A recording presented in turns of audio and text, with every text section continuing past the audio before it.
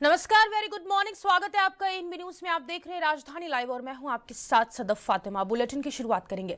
दिल्ली में पानी की किल्लत और टैंकर माफिया को लेकर लंबे समय से सियासत गर्माती रही है। चुनाव के दौरान तो यह मुद्दा और भी बड़ा बनकर सामने आया था, जब बीजेपी ने आम आदमी पार्टी सरकार पर जमकर निशाना साधा था। लेकिन अब जब रेखा सरकार सत्ता में है तो उन्होंने इस दिशा में बड़ा कदम उठाया है। दिल्ली की सड़कों पर 1100 नए पानी के टैंकरों को रवाना किया गया, जिन्हें खुद रेखा सरकार ने हरी झंडी दिखाई। खास बात यह रही कि इन सभी टैंकरों में जीपीएस सिस्टम लगाया गया है, जिससे हर एक टैंकर की मूवमेंट पर बारीकी से नजर रखी जा सकेगी। दिल्ली सरकार का दावा है कि इससे न सिर्फ पानी की चोरी और गड़बड़ी पर लगाम लगेगी, बल्कि यह व्यवस्था उन इलाकों के लिए भी संजीवनी साबित होगी जहां पाइपलाइन से पानी पहुंचाना मुश्किल है या पूरी तरह संभव नहीं हो पा रहा। सरकारी अधिकारियों के मुताबिक ये टैंकर खास तौर पर झुग्गी बस्तियों और पानी संकट वाले इलाकों में तैनात किए जाएंगे, ताकि घर घर तक साफ पानी पहुंचाया जा सके।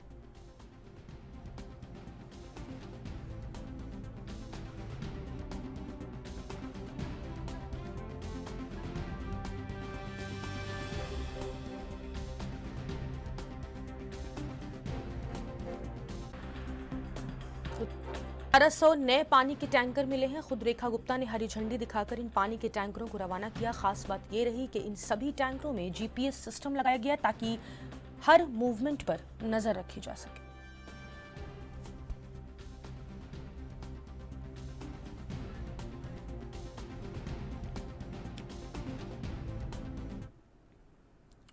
और तमाम जानकारी के साथ दिल्ली से संवाददाता राजीव तिवारी हमारे साथ जुड़ गए हैं। राजीव, अब पानी की किल्लत दिल्ली में आने वाले समय में नहीं हो सकेगी, इसके लिए बड़ा कदम उठाती हुई नजर आ रही है यहाँ पे रेखा सरकार। लेकिन जिस तरीके से जीपीएस सिस्टम टैंकर में लगाया गया है, उस पर कैसे निगरानी रखी जाएगी, किस तरीके से टैंकर माफियाओं पर लगाम लगेगी इस कदम के बाद, जरा विस्तार से समझाइएगा। सरकार की और खास तौर पर रेखा गुप्ता की, तो रेखा गुप्ता लगातार दिल्ली की जनता के लिए कुछ ऐसे बेहतर कदम उठाने की कोशिश की जा रही है जिससे कहीं ना कहीं लोगों को राहत मिल सके। दूसरा यहाँ पर बात करें, जब जब गर्मियां आती हैं तब तब दिल्ली के अंदर पानी की जो किल्लत है वो देखने को मिलती है, और इसी परेशानी को दूर करने के लिए अब टैंकरों की मदद से जो पानी पहुंचाया जाता है उसके अंदर अब जीपीएस सिस्टम जो है वो लगाया जाएगा, ताकि क्योंकि जो अभी तक ये क्या कहा जाता था कि इधर टैंकर माफिया जो है वो लगातार कहीं ना कहीं पैसे के लिए टैंकर पानी का जो है वो कहीं ना कहीं बेच देते हैं या फिर ऐसे इलाकों में लेके जाया जाता है जहाँ पर जनता जो है वो उनको पैसा दे सके। मगर यहाँ पर बात करें, जहाँ पर सबसे ज्यादा पानी की परेशानियां देखने को मिलती है उन जगहों पर पानी जो है तो टैंकरों की मदद से नहीं पहुंच पाता है। और इसी को देखकर अब दिल्ली सरकार की तरफ से बड़े कदम जो है उठाए जा रहे हैं।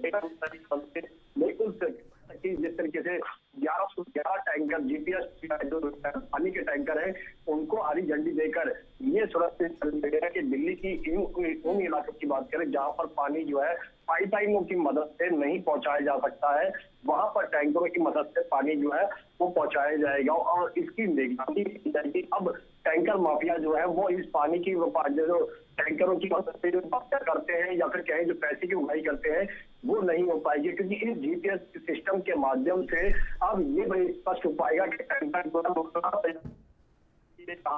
है तमाम जानकारी जो है वो जीपीएस के माध्यम से अब सरकार तक पहुंचती नजर आएगी। सरकार भी इसमें निगरानी कर सकती है। और दूसरा, तो दिल्ली में पानी की किल्लत और टैंकर माफिया को लेकर लंबे समय से सियासत गर्माती रही है। आपको बता दें, चुनाव के दौरान तो यह मुद्दा और भी बड़ा बनकर सामने आया था, जब बीजेपी ने आम आदमी पार्टी सरकार पर जमकर निशाना साधा था। लेकिन अब जब रेखा गुप्ता सरकार में हैं तो उन्होंने इस दिशा में बड़ा कदम उठाया है। दिल्ली की सड़कों पर 1100 नए पानी के टैंकरों को रवाना किया गया है, जिन्हें खुद रेखा सरकार ने हरी झंडी दिखाई। खास बात यह रही कि इन सभी टैंकरों में जीपीएस सिस्टम को लगाया गया है, ताकि जो भी टैंकर जहां पर भी जाता है हर मूवमेंट पर सरकार और प्रशासन की तरफ से निगरानी रखी जाए। दिल्ली सरकार ये दावा कर रही है कि इससे न सिर्फ पानी की चोरी और गड़बड़ी पर लगाम लगेगी, बल्कि ये व्यवस्था उन इलाकों के लिए भी संजीवनी साबित होगी जहां पाइपलाइन से पानी पहुंचाना बेहद मुश्किल है या पूरी तरह संभव नहीं है। सरकारी अधिकारियों के मुताबिक ये टैंकर खास तौर पर झुग्गी बस्तियों और पानी संकट वाले इलाकों में तैनात किए जाएंगे, ताकि घर घर तक साफ पानी पहुंचाया जा सके।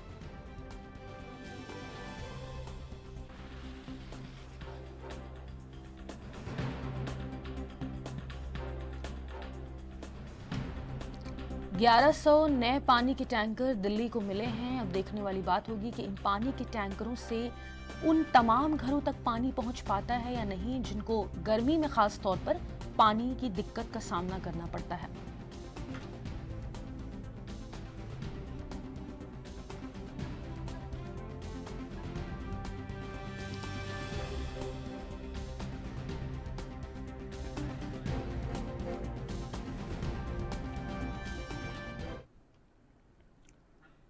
तो राजीव तिवारी हमारे साथ ज्यादा जानकारी के साथ जुड़े हुए। राजीव, अपनी बात पूरी करिए जरा। देखिए, यहाँ पर बात करें पानी के टैंकरों को लेकर लगातार सियासत जो है वो दिल्ली के अंदर देखने को मिलती थी, और जब भाजपा विपक्ष के अंदर थी तब कहीं ना कहीं आरोप जो है वो आम आदमी पार्टी की सरकार पर लगते नजर आते थे। मगर अब भाजपा खुद सरकार के अंदर आ चुकी है, तो इसी को लेकर अब बड़े कदम जो है उठाए जा रहे हैं। और जिस तरीके से टैंकर माफियाओं पर लगाम लगाने के लिए अब जो पानी के टैंकर है उनमें जीपीएस सिस्टम जो है वो लगाए गए हैं, और इस जीपीएस सिस्टम के माध्यम से टैंकर माफियाओं पर लगाम जो है वो लगाई जाएगी। और यहाँ पर सरकार भी इस जीपीएस सिस्टम के माध्यम से निगरानी कर सकती है कि टैंकर जो है वो कहां पर जा रहा है और कितनी देर के अंदर खाली हो जाता है। इस तरह की तमाम जानकारी जो है वो मिलती नजर आएगी। और आम जनता, यानी कि आम जनता जो टैंकर बुक करते हैं या फिर टैंकर सरकार के बुलवाते हैं, वो भी अपने मोबाइल ऐप्स के माध्यम से निगरानी कर सकते हैं कि टैंकर वाकई में ही उनके इलाके में पहुंच रहा है या नहीं पहुंच पा रहा है। मगर यहाँ पर बात करें जिस तरीके से अब लगातार गर्मियां बढ़ रही हैं दिल्ली के अंदर, तो लगातार कहीं ना कहीं टैंकर माफियाओं को लेकर अब जनता जो है वो परेशान है, और इस जनता की परेशानी का हल जो है वो रेखा गुप्ता के द्वारा निकालने की पूरी कोशिश की जा रही है। जी राजीव, जीपीएस सिस्टम से ये तो पता चल जाएगा कि कौन सा टैंकर कहां पे जा रहा है, इसकी निगरानी पूरे तरीके से सरकार रखेगी। लेकिन जो टैंकर माफिया अभी भी सक्रिय हैं दिल्ली में, उन पर किस तरीके से लगाम लगाने की तैयारी सरकार की तरफ से की जा रही है? देखिए, यहाँ पर एक चीज गौर करने वाली बात है। यहाँ पर बात करें रेखा गुप्ता की सरकार की, तो रेखा गुप्ता की सरकार जो है वो टैंकर माफियाओं पर लगाम लगाने के लिए लगातार कदम जो है उठाए जा रहे हैं, और इसीलिए जीपीएस सिस्टम के जो टैंकर हैं अब उनको कहीं ना कहीं उतारा गया है दिल्ली के अंदर। और 1111 टैंकर को हरी झंडी देकर ये कोशिश की गई है कि दिल्ली के अंदर टैंकर माफियाओं के ऊपर लगाम लगाई जा सके। मगर अब वाकई में ही क्या टैंकर माफियाओं पर लगाम लग पाएगी, ये जरूर देखना होगा। क्योंकि सरकार के द्वारा जब जनता के द्वारा टैंकरों को बुलाया जाता था, टैंकरों को जानकारी दी जाती थी कि उनके इलाके में पानी नहीं आ रहा तो टैंकर भिजवाइए, तब कहीं ना कहीं ये कहा जाता था कि टैंकर जो है वो एक छोटे टैंकर भिजवाए जाते थे, या फिर कई जगहों पर तो टैंकर पहुंच ही नहीं पाते थे, वो रास्ते में ही गायब हो जाते थे। तो इस तरीके की तमाम परेशानियों पर निजात पाने के लिए अब सरकार की तरफ से कदम उठाए गए। मगर यहाँ पर बात करें क्या 1111 टैंकर जो है वो पूरी दिल्ली के अंदर काफी होंगे या नहीं होंगे, ये सबसे बड़ा सवाल खड़ा होता है। क्योंकि कुछ इलाके तो ऐसे हैं जहां पर पानी जो है वो बिल्कुल नहीं पहुंचता या फिर गंदा पानी पहुंचता है। तो इस टैंकरों के टैंकर माफियाओं पर लगाम लगाने के साथ साथ जनता तक कैसे सुविधाएं दी जाएंगी, ये जरूर देखना होगा। मगर वाकई में ही क्या इससे टैंकर माफियाओं पर लगाम लग पाएगी, ये भी आने वाले दिनों के अंदर ही स्पष्ट हो पाएगा। जी झुग्गियों में हम लगातार देखते थे कि पूर्व की सरकार थी आम आदमी पार्टी की, वहां पर बिल्कुल भी पानी नहीं पहुंच पाता था, या अगर पहुंचता भी था तो बिल्कुल ना के बराबर था, और बिल्कुल गंदा पानी वहां पे रहता था। उसको किस तरीके से पूरे तमाम झुग्गियों को कवर किया जाएगा, और अगर जरूरत पड़ी टैंकर की क्वांटिटी को बढ़ाने के लिए तो क्या उसके लिए सरकार तैयार है?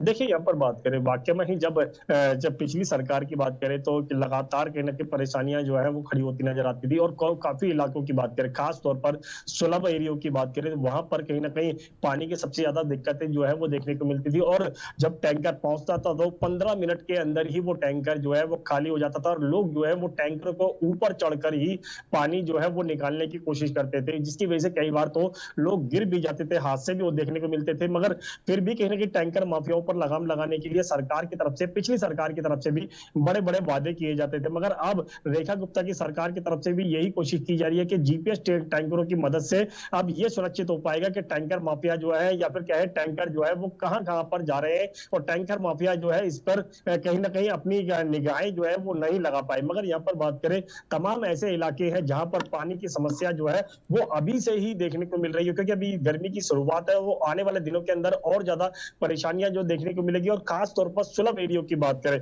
वहां पर टैंकरों की कमियां जो है वो देखने को मिलती है। लोग जो है वो घंटों घंटों अपना काम धंधा छोड़कर कहीं ना कहीं पानी के लिए जद्दोजहद करते नजर आते हैं। मगर अब नई सरकार के द्वारा वाकई में ही इससे जो कदम उठाया जा रहा है कि ये कितना सफल हो पाएगा, क्या आने वाले दिनों के अंदर टैंकरों की संख्या जो है वो और बढ़ाई जाएगी, ये जरूर देखना होगा। जी, निगरानी के लिए कितने लोगों को वहां पर फिक्स किया गया है? तमाम जीपीएस जो ट्रैकर लगाया गया है टैंकर्स में, उस पर किस तरीके से निगरानी रखी जाएगी? क्या 24 घंटे निगरानी रखी जाएगी कि कहाँ पे क्या टैंकर और कौन से इलाके में टैंकर गया है, पानी पहुंचा है, नहीं पहुंचा है, या फिर बीच में गायब हो गया?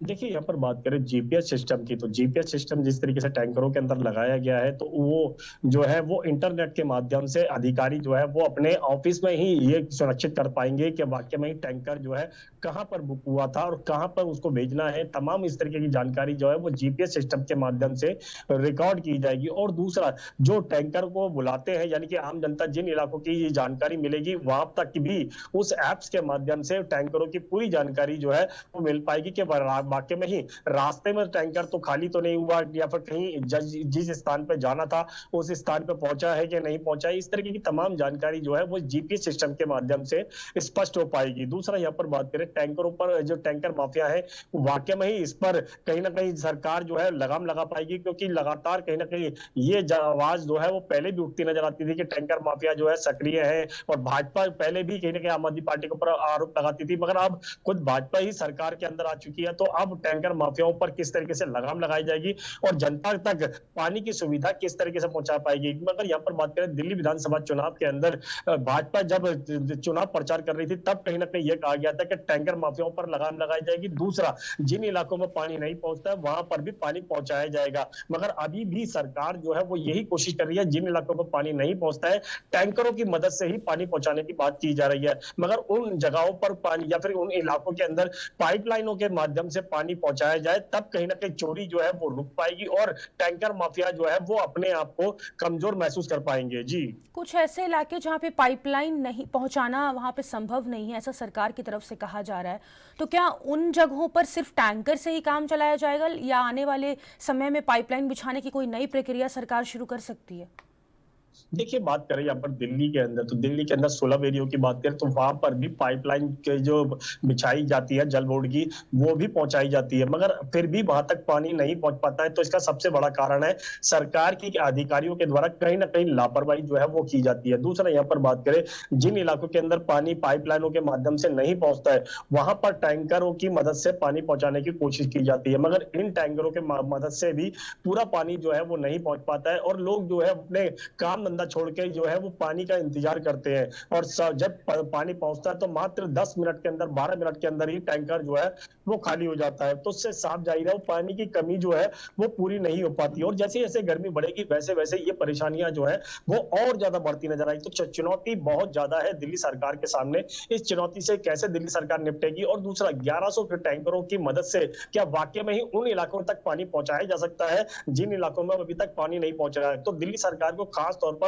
उन इलाकों में गौर करनी होगी जहां पर पानी की सप्लाई जो है वो नहीं पहुंची है, तो या फिर क्या है पानी की पाइपलाइन जो है वो नहीं पहुंची है, तो उन इलाकों में भी कहीं ना कहीं पानी की पाइपलाइन जल्दी से पहुंचानी चाहिए। और जिन इलाकों में पानी नहीं पहुंच पाता है पानी की पाइपलाइनों के माध्यम से, वहां पर भी ये कोशिश की जाए कि एक्स्ट्रा बूस्टर पंप लगाए जाए ताकि वहां तक पानी जो है वो जल्दी से जल्दी पहुंच सके, ताकि टैंकरों की मदद जो है वो नहीं लेनी पड़े। जी, बहुत शुक्रिया राजीव तमाम जानकारी साझा करने के लिए। तो पानी की किल्लत को दूर करने के लिए रेखा गुप्ता की सरकार ने 1100 नए पानी के टैंकरों को रवाना किया है। आपको बता दें जिन्हें खुद रेखा सरकार ने हरी झंडी दिखाई है।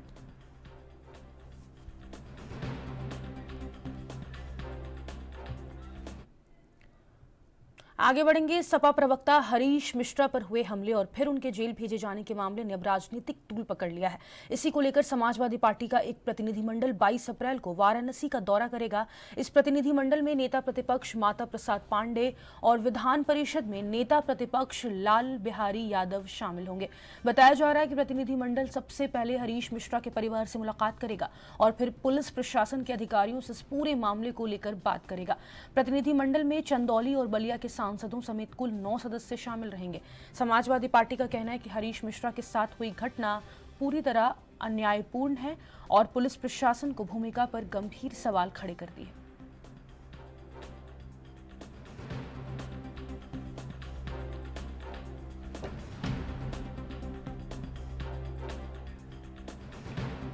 तो सपा प्रवक्ता हरीश मिश्रा पर हुए हमले और फिर उनके जेल भेजे जाने के मामले ने अब राजनीतिक तूल पकड़ लिया है। आपको बता दें, इसी को लेकर समाजवादी पार्टी का एक प्रतिनिधिमंडल 22 अप्रैल को वाराणसी का दौरा करेगा और इस दौरे में नेता प्रतिपक्ष माता प्रसाद पांडे और विधान परिषद में नेता प्रतिपक्ष लाल बिहारी यादव शामिल होंगे। बताया जा रहा है कि प्रतिनिधिमंडल सबसे पहले हरीश मिश्रा के परिवार से मुलाकात करेगा और फिर पुलिस प्रशासन के अधिकारियों से इस पूरे मामले को लेकर बात करेगा। आपको बता दें, समाजवादी पार्टी लगातार कह रही है कि हरीश मिश्रा के साथ हुई घटना पूरी तरह अन्यायपूर्ण है और पुलिस प्रशासन की भूमिका पर गंभीर सवाल खड़े करती है।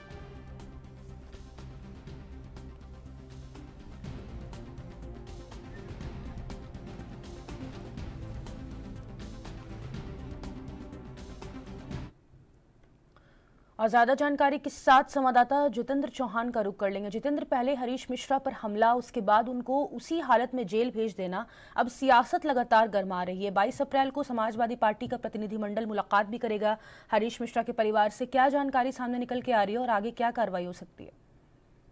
देखिए, कल समाजवादी पार्टी के प्रतिनिधिमंडल कहीं न कहीं हरीश मिश्रा के परिवार से मुलाकात कर हरीश मिश्रा को हालांकि पुलिस ने जेल भेज दिया, लेकिन ये जरूर कहा जा सकता है कि इस पर सियासत गर्म हो चुकी है। लगातार अखिलेश यादव प्रेस कॉन्फ्रेंस में भी उनसे इस मुद्दे को उठा चुके हैं और उठा चुके हैं और ये साफ ही कहा सकता है कि कई ऐसे मामले हैं जिसमें हरीश मिश्रा के साथ मारपीट के आरोप में जिस तरह का पुलिस ने 14 जो अप्रैल था अम्बेडकर जयंती के दिन उनको जेल पे भेज दिया था और हत्या के प्रयास मामले में समाजवादी पार्टी नेता हरीश बनारस वाले मिश्रा जी की जमानत पर कहीं न कहीं उनको भेजा गया था।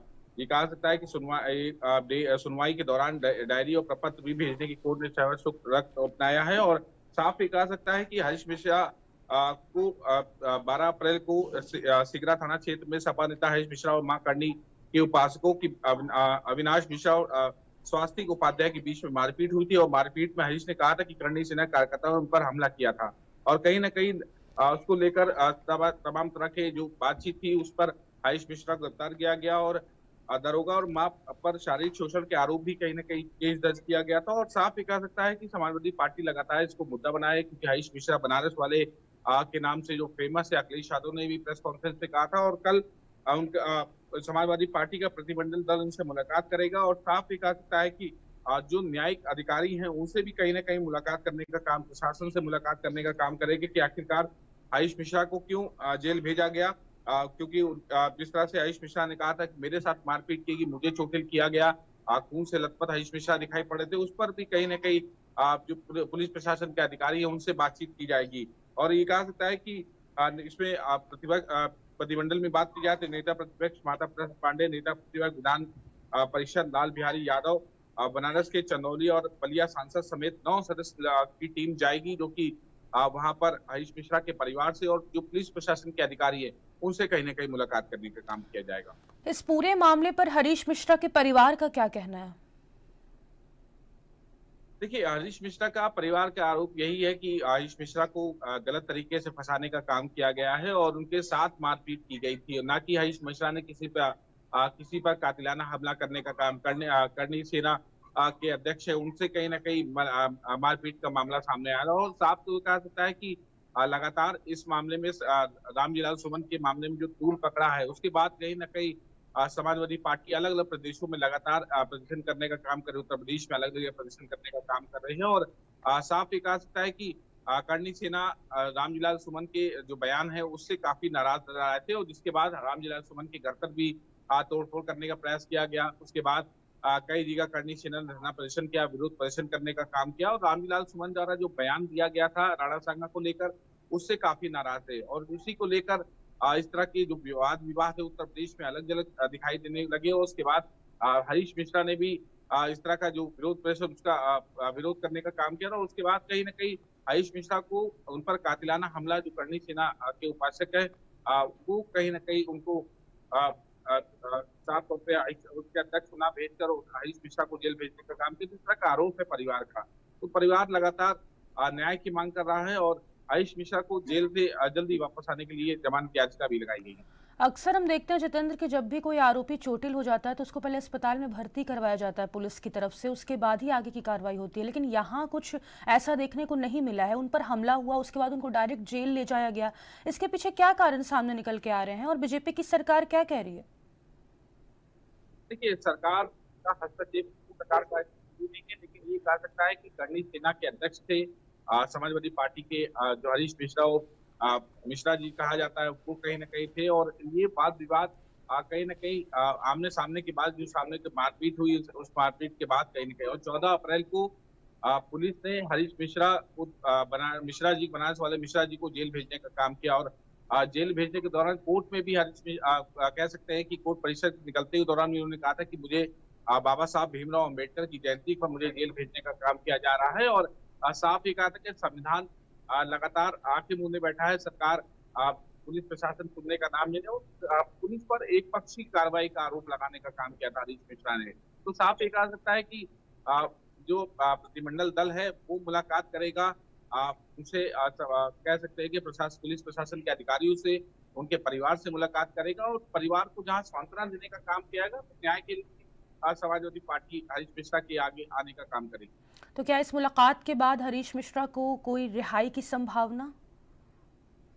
देखिए, वो न्यायालय का फैसला है कि हरीश मिश्रा को किस आधार पर उनको जमानत दी जाए। लेकिन ये कहा सकता है कि समाजवादी पार्टी का आरोप के बनारस वाले हरीश मिश्रा को जबरदस्ती फंसाने का काम किया गया है, और जिस तरह की चीजें सामने आई उस पर कहीं न कहीं गलत लगाने का काम, पर किसी प्रकार की कोई कार्रवाई नहीं हुई। करणी सेना के जो भी नेता कार्यकर्ता, उन पर किसी प्रकार की कोई कार्रवाई नहीं हुई। बहुत शुक्रिया जितेंद्र तमाम जानकारी साझा करने के लिए। तो सपा प्रवक्ता हरीश मिश्रा पर हुए हमले और फिर उनके जेल भेजे जाने के मामले ने अब राजनीतिक तूल पकड़ लिया है। इसी को लेकर समाजवादी पार्टी का एक प्रतिनिधिमंडल 22 अप्रैल को वाराणसी का दौरा करेगा।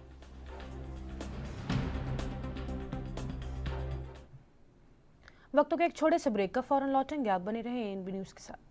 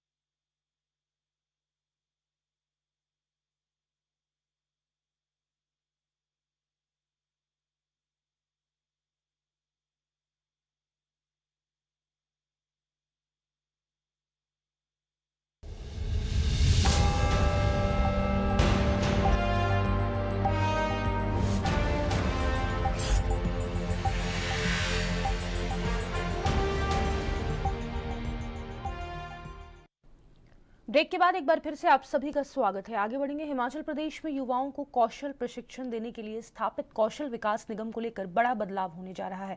सरकार अब इस निगम को तकनीकी शिक्षा विभाग में मर्ज करने की तैयारी कर रही है। बीते 6 महीनों से इस योजना पर काम चल रहा था और अब विभाग ने इस संबंध में प्रस्ताव तैयार कर लिया है, जिसे राज्य मंत्रिमंडल की बैठक में मंजूरी के लिए रखा जाएगा। तकनीकी शिक्षा मंत्री राजेश धर्मानी की अध्यक्षता में इसको लेकर विभागीय बैठक भी हो चुकी है। बता दें कि यह निगम विश्व बैंक द्वारा पोषित एक परियोजना के तहत शुरू किया गया था, जिसका उद्देश्य था युवाओं को ऐसे प्रशिक्षण देना जिससे वे रोजगार के लिए इधर उधर ना भटकें। लेकिन अब जब यह परियोजना जून महीने में समाप्त हो रही है और निगम के पास खुद के वित्तीय संसाधन नहीं है, तो सरकार इसे विभाग में समाहित करने की ओर बढ़ रही है।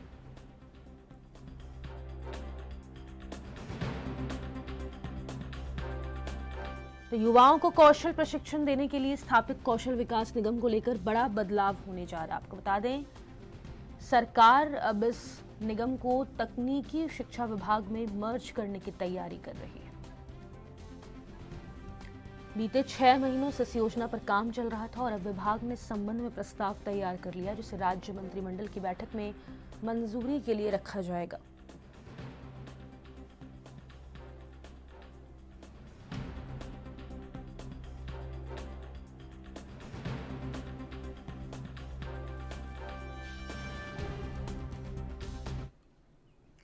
ज्यादा जानकारी के साथ हिमाचल प्रदेश के ब्यूरो चीफ टीना ठाकुर का रुख कर लेंगे। टीना, अब जिस तरीके से युवाओं को रोजगार देने के लिए प्रशिक्षण की जो तैयारी है वो अब इस बैठक में रखा जाएगा, प्रस्ताव पास होगा, क्या तैयारी है और किस तरीके से प्रशिक्षण दिया जाएगा, तमाम जानकारी दीजिएगा। देखिए, हिमाचल में पहले तकनीकी शिक्षा के नाम पे केवल ITI था और उसके बाद जो है तकनीकी शिक्षा विभाग जो है अस्तित्व में आया था। और इसके बाद 2012 में जब कांग्रेस की सरकार थी, तब उस वक्त जो है कौशल विकास निगम की स्थापना यहाँ पे की गई थी, ताकि युवाओं को जो है हाई लेवल का प्रशिक्षण दिया जा सके और उसके बाद उनको अच्छी पैकेजेस पर जो है अच्छी कंपनियों में नौकरियां दिलवाई जा सके। तो ऐसे में देखिए, जो ये राज्य कौशल विकास निगम था, इसको जो है जो वर्ल्ड बैंक की फंडित परियोजना थी, उसके तहत ये इसको अस्तित्व में लाया गया था।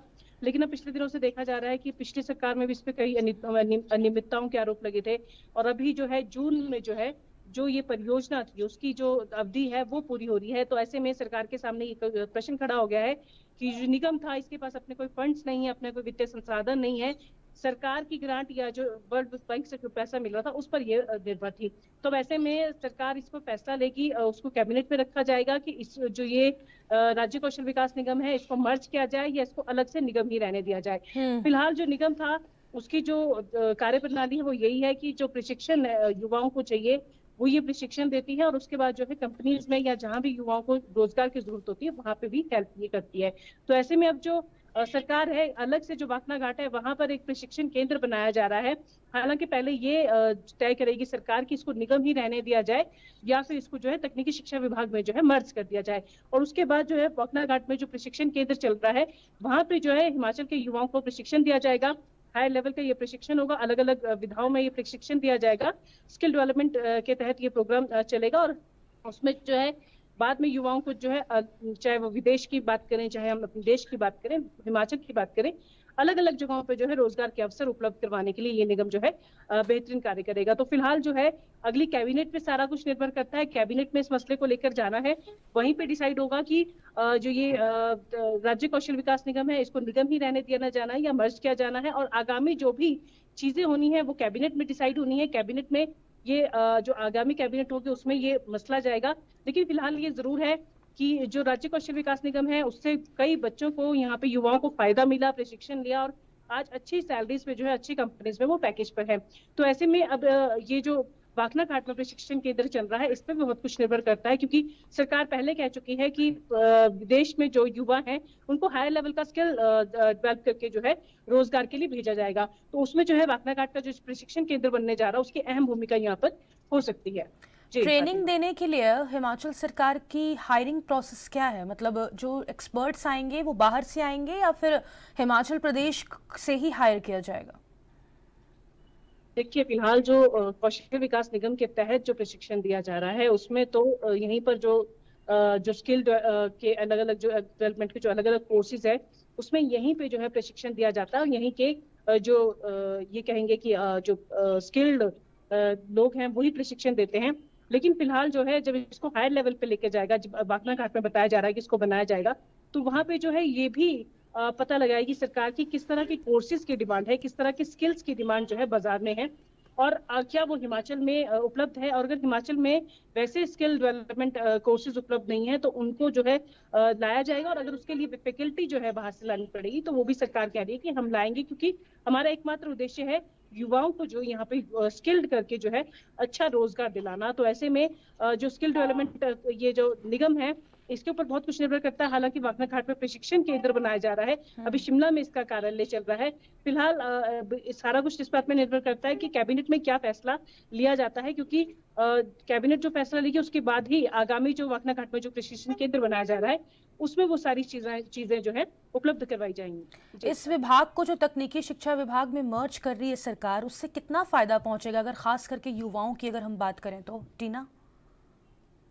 बिल्कुल, देखिए अगर हम पहले बात कर रहे थे तकनीकी शिक्षा विभाग की हम बात करते हैं, तो यहाँ पे जो है तकनीकी शिक्षा विभाग तो है, लेकिन जिस तरह की जो डेवलपमेंट चाहिए, जिस तरह का जो स्किल चाहिए, जिस तरह के जो कोर्सेज चाहिए हिमाचल के युवाओं को, वो कहीं ना कहीं जो है नदारद पाए जाते हैं तकनीकी शिक्षा विभाग में भी। तो ऐसे में अगर तकनीकी शिक्षा विभाग में ये इसको मर्ज किया जाता है तो बहुत बड़ा फायदा यहाँ पे मिलेगा, क्योंकि तकनीकी शिक्षा विभाग जो है एक उसको एक विस्तार मिलेगा, और वहीं जो है जो युवा है उनको जो है स्किल जो अलग अलग स्किल्स है उनमें जो है रोजगार के अवसर उपलब्ध होंगे, और उसके तहत जो है सरकार भी यहाँ पे जो है बड़ी सहायता कर सकती है, क्योंकि अभी निगम जो है अकेला काम कर रहा है। वर्ल्ड बैंक जो फंडेड परियोजना है ये जो है इसके तहत काम कर रहा है, और अभी जून में जो है ये खत्म हो जाएगी। तो इसके बाद सरकार पे निर्भर करता है कि इसको किस तरह से चलाना है, और अगर इसको तकनीकी शिक्षा विभाग में मर्ज किया जाएगा तो यहाँ पे तकनीकी शिक्षा विभाग को भी बहुत बड़ा फायदा मिलेगा, और यहाँ के जो युवा हैं उनको भी बहुत यहाँ पे फायदा मिलने वाला है। जी, बैठक होने वाली है शिक्षा मंत्री राजेश धर्मानी की अध्यक्षता में, इसमें किस तरीके से इसको पारित किया जाएगा और कैसे पेश होगा, और तमाम जानकारी भी दीजिएगा कि अब आने वाले जो समय है उसमें ट्रेनिंग के लिए क्या प्रोसेस अपनाएगी सरकार? देखिए तकनीकी शिक्षा मंत्री है राजेश धर्मानी, वो पहले भी कह चुके हैं कि तकनीकी शिक्षा को हिमाचल में बहुत अधिक विस्तार देने की जरूरत है। अभी हम तकनीकी शिक्षा में बहुत पिछड़ रहे हैं, तो ऐसे में विभाग लगातार कोशिश कर रहा है कि पूरे देश के साथ उसके पैरामीटर्स को जो है उसको फॉलो किया जाए, और वहीं वहाँ पे जो है उनको फॉलो कर पाए उनके टर्म्स एंड कंडीशंस में। तो ऐसे में सरकार लगातार कोशिश कर रही है। अभी विभाग की बैठक होनी है, उसमें विभाग की तरफ से जो है एक प्रस्तुति जो है वो सरकार को दी जाएगी कि किस तरह से तकनीकी शिक्षा विभाग आने वाले दिनों में काम करेगा, युवाओं को प्रशिक्षण देगा, और कैसे कैसे अलग अलग जो कोर्सेज है जिनकी डिमांड अभी मार्केट में है, चाहे वो अलग हम बात करें बागवानी क्षेत्र में, चाहे हम बात करें उद्योग क्षेत्र में, अलग अलग क्षेत्रों में जिन जिन कोर्सेज की डिमांड है उनको जो है तकनीकी शिक्षा विभाग में शामिल किया जा रहा है, और उसके बाद जो है इनको जो है युवाओं को इसमें प्रशिक्षण दिया जाएगा। और जहां तक प्रशिक्षण की बात है, युवाओं के लिए एक क्राइटेरिया इसमें तय किया गया है। स्कूलों में जो है जो बच्चा जो कोर्सेज अडॉप्ट कर रहा है, अगर बागवानी वो ले रहा है तो हॉर्टिकल्चर के जो कोर्सेज है, अगर उद्योगों की तरफ वो ले रहा है तो जो अलग अलग जो कोर्सेज जिस तरह से है उसमें वो क्राइटेरिया फिल करना जरूरी है युवाओं का। जो जिस जो कोर्सेज के हिसाब से जो क्राइटेरिया है, जो एजुकेशनल क्वालिफिकेशन चाहिए वो बच्चों युवाओं को जो है पूरा करना जरूरी है। और उसके बाद जो है 12वीं तक जो है ये युवा जो है अपने कोर्सेज अडॉप्ट कर सकते हैं, और उसके बाद तकनीकी शिक्षा विभाग में जो है इनको आगे का जो है स्किल जो डेवलपमेंट है उसमें हाई लेवल का जो कोर्सेज है वो कराए जाएंगे। लेकिन फिलहाल जो है तकनीकी शिक्षा विभाग इस पर पूरा विचार कर रहा है कि किस तरह के हाई लेवल की कोर्सेज की जरूरत इस वक्त मार्केट में है, और किस तरह के हाई लेवल के कोर्सेज जो है हिमाचल सरकार जो है आने वाले समय में शुरू कर सकती है। बहुत शुक्रिया टीना तमाम जानकारी साझा करने के लिए। तो आपको बता दें, हिमाचल प्रदेश में युवाओं को कौशल प्रशिक्षण देने के लिए स्थापित कौशल विकास निगम को लेकर बड़ा बदलाव होने जा रहा है। सरकार अब इस निगम को तकनीकी शिक्षा विभाग में मर्ज करने की तैयारी कर रही है, जिससे युवाओं को बड़ा फायदा मिलने वाला है। छत्तीसगढ़ में अप्रैल का दूसरा पखवाड़ा तपिश के चरम पर पहुंच चुका है। प्रदेश के कई जिलों में अधिकतम तापमान 42 डिग्री सेल्सियस के पार जा चुका है, जिससे जनजीवन बेहाल हो गया है। इसी बीच मौसम विभाग ने मौसम में बदलाव की चेतावनी जारी की है। बस्तर और सरगुजा संभाग के कई जिलों में हल्की से मध्यम बारिश, तेज हवाएं और आकाशीय बिजली गिरने की संभावना जताई गई है। रायपुर, बिलासपुर और दुर्ग संभाग में भी इसका आंशिक असर देखने को मिल सकता है। मौसम विभाग के वरिष्ठ वैज्ञानिक CSK अवस्थी के मुताबिक प्रदेश के कई हिस्सों में शाम तक मौसम बदल सकता है और तेज हवाएं चलने के साथ हल्की बारिश हो सकती है, जिससे थोड़ी राहत मिल सकती है। हालांकि आने वाले 5 दिनों में तापमान में 2 से 3 डिग्री तक की और बढ़ोतरी की संभावना भी जताई गई है, जिससे प्रदेश के कुछ हिस्सों में लू जैसे हालात बन सकते हैं। खासकर बस्तर संभाग में इसका असर ज्यादा रहेगा। बढ़ती गर्मी और लू के हालात के बीच लोग दिन में घर से बाहर निकलने से बच रहे हैं। वहीं हीट स्ट्रोक के मामले भी लगातार बढ़ रहे हैं।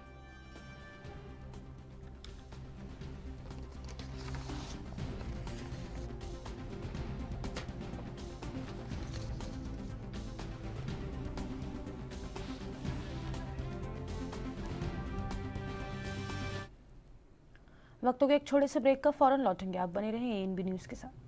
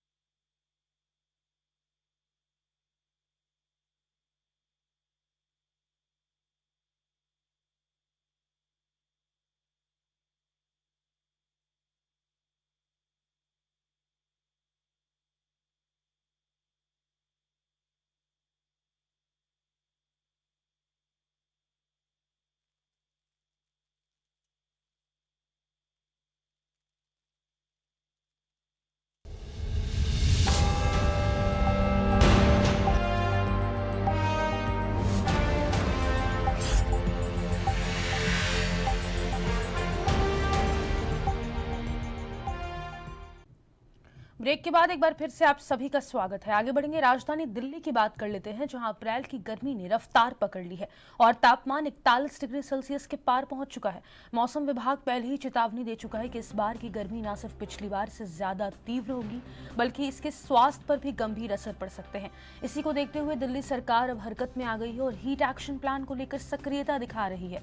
आज दोपहर 12 बजे दिल्ली सचिवालय में इस मुद्दे पर एक उच्च स्तरीय बैठक बुलाई गई है, जिसकी अध्यक्षता मुख्यमंत्री रेखा गुप्ता खुद करेंगी। बैठक में दिल्ली सरकार के कैबिनेट मंत्री, राष्ट्रीय आपदा प्रबंधन प्राधिकरण और दिल्ली आपदा प्रबंधन प्राधिकरण के वरिष्ठ अधिकारी, साथ ही गृह, स्वास्थ्य, शिक्षा, श्रम और सामाजिक कल्याण विभागों के प्रमुख अधिकारी भी शामिल होंगे।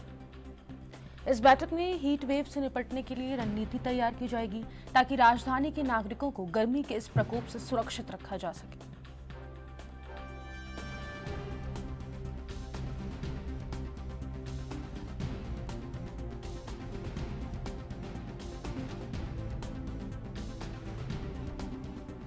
तो राजधानी दिल्ली में अप्रैल की गर्मी ने रफ्तार पकड़ ली है और तापमान 41 डिग्री सेल्सियस के पार पहुंच गया। आपको बता दें, दोपहर 12 बजे इसी सिलसिले में आज दिल्ली सचिवालय में मुद्दे पर एक उच्च स्तरीय बैठक बुलाई गई है, जिसकी अध्यक्षता खुद सीएम रेखा गुप्ता करेंगी।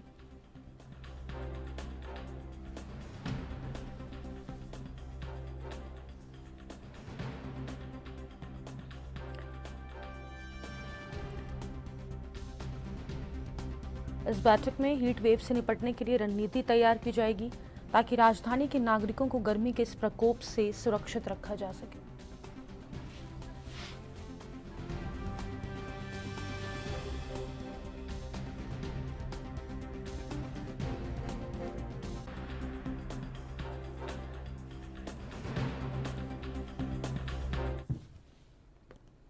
और ज्यादा जानकारी के साथ दिल्ली से संवाददाता अंबुज उपाध्याय का रुख कर लेते हैं। अंबुज, लगातार हीट वेव का खतरा राजधानी दिल्ली में बढ़ता हुआ चला जा रहा है और ऐसे में आज 12 बजे सचिवालय में रेखा गुप्ता बैठक लेने वाली हैं। क्या कुछ बैठक में सामने निकल कर आ सकता है? किस तरीके से एक्शन प्लान बनाया जाएगा ताकि राजधानी वासियों को इस बढ़ती गर्मी से बचाया जा सके? बात की जाए, दिन ब दिन गर्मी का जो प्रकोप है दिल्ली एनसीआर में बढ़ता जा रहा है, उसको लेकर के दिल्ली सरकार अपनी तैयारियों में जुटी हुई है। आज की अगर बात की जाए तो आज सचिवालय पर एक बड़ी बैठक होने वाली है, जिसमें डीजीएमए के साथ साथ राष्ट्रीय आपदा प्राधिकरण के भी लोग वहाँ मौजूद रहेंगे। साथ ही दिल्ली सरकार के गृह मंत्रालय, स्वास्थ्य मंत्रालय से संबंधित लोग वहाँ मौजूद रहेंगे और उनका कहीं ना कहीं इसके पीछे एक ही लक्ष्य होगा कि जिस तरीके से हीट वेव का प्रकोप दिल्ली के अंदर बढ़ने के पूरे आसार आईएमडी की तरफ से बताए जा रहे हैं कि जल्द से जल्द दिल्ली के अंदर लू चलने वाली है और ऐसे में लोगों को बचाने के लिए कहीं ना कहीं उनकी वही भूमिका रहेगी। चाहे वो अस्पतालों के अंदर अगर बात की जाए तो लू से संबंधित बनने वाली बीमारियों को लेकर के बेडों की क्षमता बढ़ाना और उसके साथ ही सड़क किनारे जितने भी मजदूर काम करते हैं उन मजदूरों को अवकाशीय से लेकर के उनको छायेदार वृक्ष में रेस्ट करने के लिए स्कीमें बनाना, क्योंकि मजदूर भी जब सड़क के किनारे काम करते हैं और ऐसे में अगर लू चलती है तो उनको कहीं ना कहीं स्वास्थ्य पर बुरा असर पड़ेगा। तो ऐसी कुछ व्यवस्थाओं को लेकर के आज दिल्ली सचिवालय के अंदर एक बड़ी बैठक बुलाई गई है जिस तरीके से। और उससे पहले की अगर बात की जाए, चाहे वो राजस्थान हो या गुजरात हो, वहाँ पर लू का जो प्रकोप है पूरी तरीके से बढ़ा हुआ है। राजस्थान में के अंदर भी लू चल रही है और ऐसे में दिल्ली के आसार बढ़े हुए, क्योंकि 40 से ऊपर टेम्परेचर जा चुका है।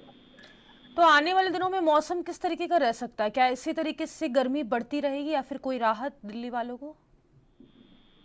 हाँ बिल्कुल फातिमा जी, अभी की अगर बात की जाए तो दिल्ली में सामान्य से 4 डिग्री सेल्सियस अधिक गर्मी पड़ रही है। तो ऐसे में आईएमडी का यही अनुमान है कि आने वाला जो समय रहेगा वहाँ पर कहीं ना कहीं गर्मी और बढ़ेगी। और सबसे ज्यादा जो अधिक जो बात है वो है कि हीट वेव की। अगर हीट वेव आती है तो लोगों के स्वास्थ्य पर इसका बुरा प्रभाव पड़ता है और साथ ही साथ अस्पतालों के अंदर ऐसे मरीजों की संख्या बढ़ जाती है। और उसके साथ ही और भी अगर बात की जाए तो सड़क के किनारे जो कार्य करते हैं मजदूर, उनको इन हीट वेव में अधिक दिक्कतों का सामना करना पड़ता है, जिसको लेकर के आज दिल्ली के मुख्यमंत्री रेखा गुप्ता के द्वारा एक बैठक का आयोजन किया गया है, जहाँ पर सभी जो विभाग है उसमें से अगर बात की जाए श्रम विभाग और स्वास्थ्य विभाग और गृह विभाग के सभी अधिकारी वहाँ मौजूद होंगे। और ऐसे में हीट वेव को लेकर के एक्शन प्लान दिल्ली सरकार बनाने के लिए है।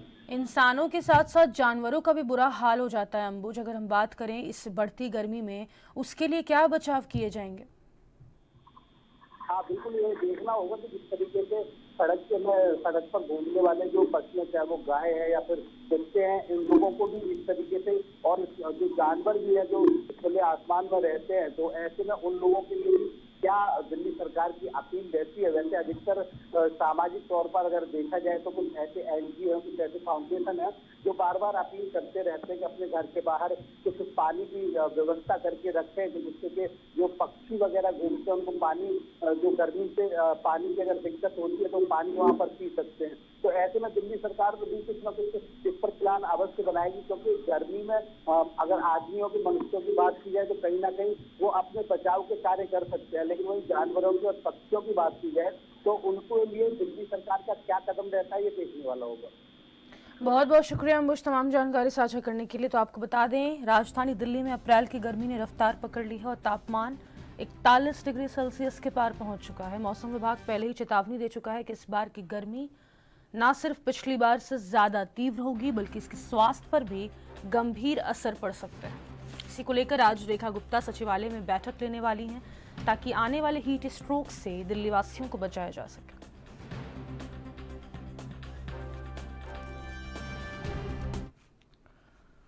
आगे बढ़ेंगे। पंजाब सरकार ने मौसमी बीमारियां जैसे डेंगू, मलेरिया, चिकनगुनिया और डायरिया से निपटने के लिए अपनी तैयारी को तेज कर दिया है। सरकार अब एक्टिव मोड में काम कर रही है और इस दिशा में सभी जिलों में कोऑर्डिनेशन कमेटियां गठित की जा रही हैं। इन समितियों में स्थानीय प्रशासन के अधिकारियों के साथ साथ जलापूर्ति, सीवरेज और स्वास्थ्य विभाग के अधिकारी भी शामिल होंगे। इनका मुख्य उद्देश्य बीमारियों की रोकथाम, जागरूकता फैलाना और तत्काल राहत पहुंचाना है।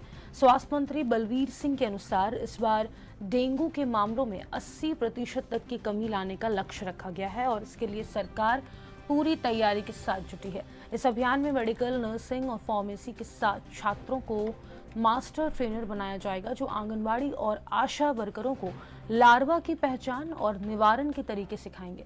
इन कार्यकर्ताओं को घर घर जाकर लार्वा जांचने, लोगों को जागरूक करने और समय रहते बचाव के उपाय बताने की जिम्मेदारी दी जाएगी। इसके अलावा फॉगिंग और सफाई संबंधी अन्य व्यवस्थाएं भी की जाएंगी। सरकार ने ऑनलाइन नशाखोरी पर भी शिकंजा कसने की योजना बनाई है, ताकि युवाओं को इस खतरे से बचाया जा सके।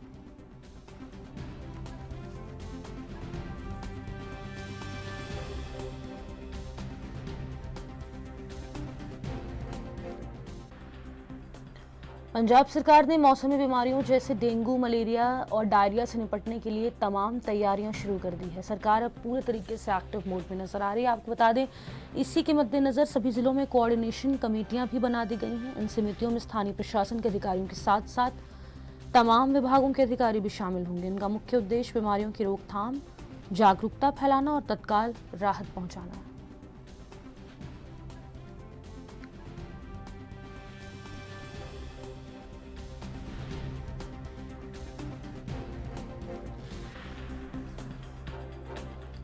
आपको बता दें, स्वास्थ्य मंत्री बलवीर सिंह के अनुसार इस बार डेंगू के मामलों में 80% तक की कमी लाने का लक्ष्य रखा गया है और इसके लिए सरकार पूरी तैयारी के साथ जुटी है।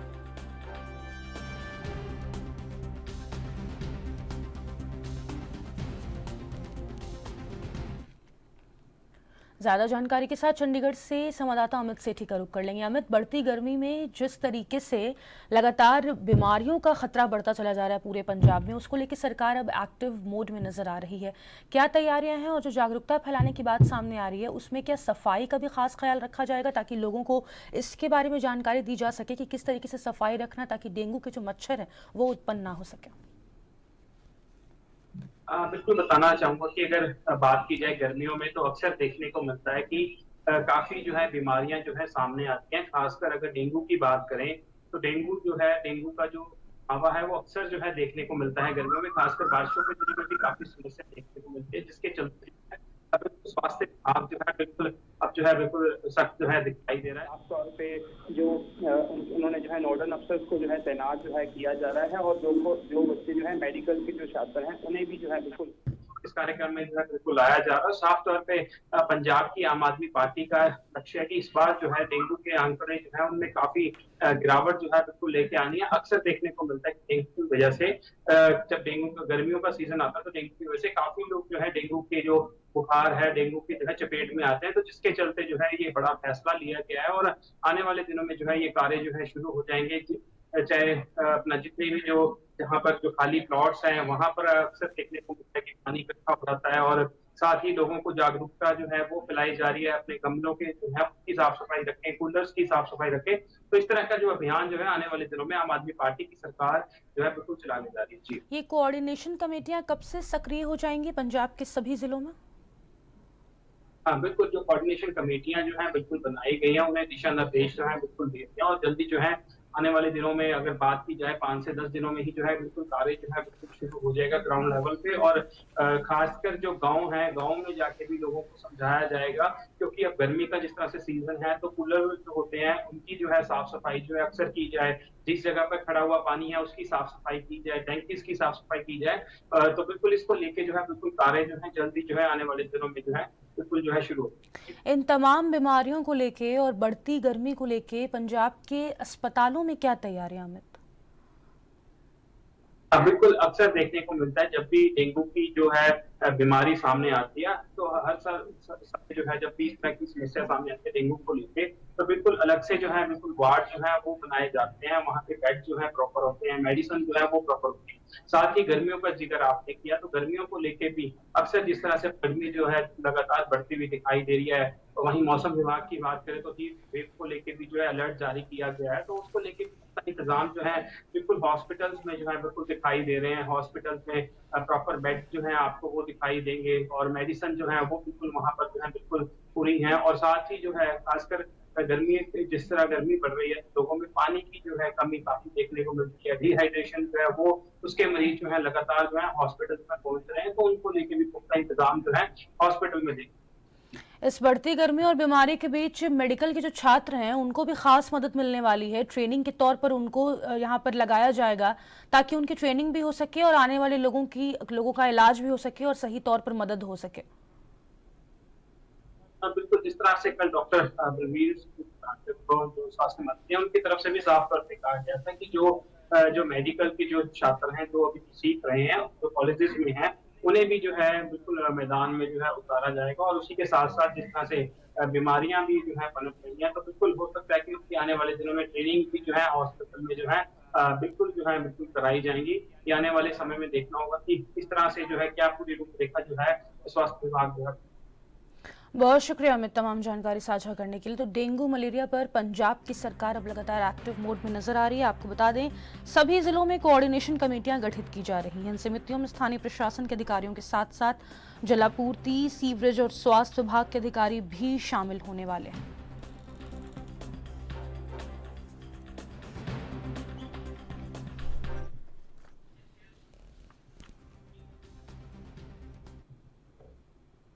बिहार में वक्फ संशोधन कानून को लेकर विरोध और समर्थन का सिलसिला जारी है, जहां एक और देश भर में कई मुस्लिम संगठन और समुदाय इस कानून के खिलाफ धरने प्रदर्शन कर रहे हैं।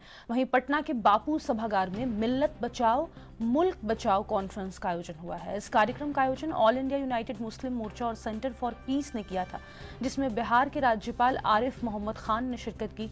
अपने संबोधन में राज्यपाल ने वक्फ संशोधन कानून को सही ठहराया। उन्होंने कहा कि वक्फ की संपत्तियों कमजोर मुसलमानों की मदद के लिए बनाई गई थी, लेकिन अब इन पर मॉल, अस्पताल और कमर्शियल सेंटर बन चुके हैं। उन्होंने ईसाई समाज की मिसाल देते हुए कहा कि वे अपने गरीब समाज के लिए स्कूल बनाते हैं, जबकि वक्फ ने कभी भी इस तरह के स्कूल नहीं बनाए।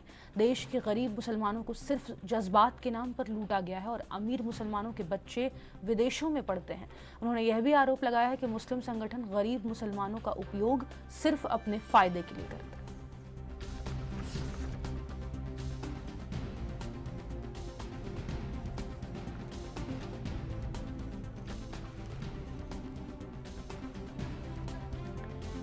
तो बिहार में वक्फ संशोधन कानून को लेकर विरोध और समर्थन का सिलसिला लगातार जारी है। एक और देश भर में कई मुस्लिम संगठन और समुदाय इस कानून के खिलाफ विरोध कर रहे हैं, तो वहीं पटना में इसके समर्थन में मिल्लत बचाओ मुल्क बचाओ कॉन्फ्रेंस का आयोजन हुआ है, जहां पर खुद राज्यपाल आरिफ मोहम्मद खान शामिल हुए।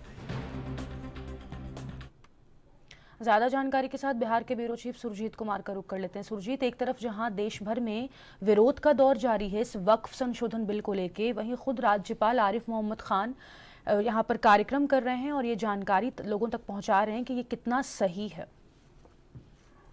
जिस तरीके से हम अगर बात करें वक्फ संशोधन कानून को लेकर के, बिहार नहीं पूरे देश में जो मुस्लिम संगठन है और कुछ मुस्लिम लोग हैं उसका विरोध कर रहे हैं और विपक्षी दल उसमें आग में घी डालने का काम कर रहे हैं और लोगों को भड़का भी रहे हैं कि किस तरीके से ये बिल लाया गया है, इसमें मुसलमानों का हक छीना जा रहा है और इस तरीके से कई तरह की तमाम बातें कर रहे हैं। वहीं दूसरी की तरफ अगर बात करें तो कल पटना के बापू सभागार में एक कार्यक्रम का आयोजन किया था, देश बचाओ देश बचाओ कार्यक्रम में बिहार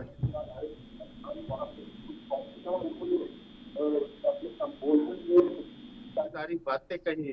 वो जैसे उन्होंने बताया कि 3 तलाक बिल जो था किस तरीके से हिंदुस्तान के मुस्लिम महिलाओं के ऊपर एक बोझ था, उसको सरकार ने हटाने का काम किया। ठीक उसी प्रकार जो वक्फ संशोधन बिल है, इसमें जो है गरीब मुसलमानों का हक नहीं मारा जाएगा। वक्फ की जो जमीनें हैं उसमें कई जो ऐसे लोग हैं उसमें कब्जा करके मॉल बनाए हुए हैं, तो आलीशान होटल बनाए हुए हैं, तो उन सबको उस वहां से मुक्त करा के और जो गरीब तबके के मुसलमान हैं उनको वहां पे उनका हक दिलाया जाएगा। और वहीं एक उन्होंने एक उदाहरण भी दिया कि जो इस ईसाई समुदाय के जो लोग होते हैं उनकी जो जमीनें होती है उससे स्कूल बनते हैं और उन स्कूलों में जो गरीब बच्चे हैं वो पढ़ने जाते हैं। तो वक्त बताया कि ऐसा उन्होंने अब तक कोई स्कूल बनवाया क्या, क्योंकि जो अमीरों के बच्चे होते हैं, अमीर मुसलमान के जो बच्चे होते हैं वो अमेरिका में पढ़ने जाते हैं और जो गरीब मुसलमान के बच्चे होते हैं वो यहाँ मदरसा में पढ़ते हैं। इस तरीके की तमाम बातें उन्होंने की और यहाँ पे मुसलमानों को समझाने की कोशिश यहाँ पे की है। जी फातिमा, जो लोग इस कार्यक्रम में शामिल हुए थे उनको उनका रुख क्या था, विरोध में थे या पक्ष में थे? जी फातिमा, बिल्कुल इस कार्यक्रम की अगर बात करें तो कल यहाँ पे बिहार में कांग्रेस के जो राष्ट्रीय अध्यक्ष है मल्लिकार्जुन खड़गे, इनका बिहार दौरा था और मल्लिकार्जुन खड़गे को भी उस कार्यक्रम में जाना था क्योंकि राज्यपाल इस कार्यक्रम में पहुंच चुके थे। इसके बाद जो है मल्लिकार्जुन खड़गे कोई वक्फ कानून का विरोध करते आ रहे हैं और ऐसे में उन्होंने यहाँ पे जाना मुनासिब नहीं समझा और उसके बाद वहाँ पे जितने भी लोग शामिल थे इस कार्यक्रम में, लगभग 5,000 के आसपास लोग अंदर कार्यक्रम देख रहे थे। उन सारे लोगों ने राज्यपाल के अभिभाषण को शांतिपूर्वक सुना और जहां तक लगता है कि उन लोगों ने समझने की कोशिश की और कुछ लोग समझ भी पाए इस बातों को। जी, क्या इस तरीके के आयोजन और इन फ्यूचर किए जाएंगे सुरजीत, ताकि लोगों को ज्यादा से ज्यादा वक्फ संशोधन बिल का फायदा समझाया जा सके?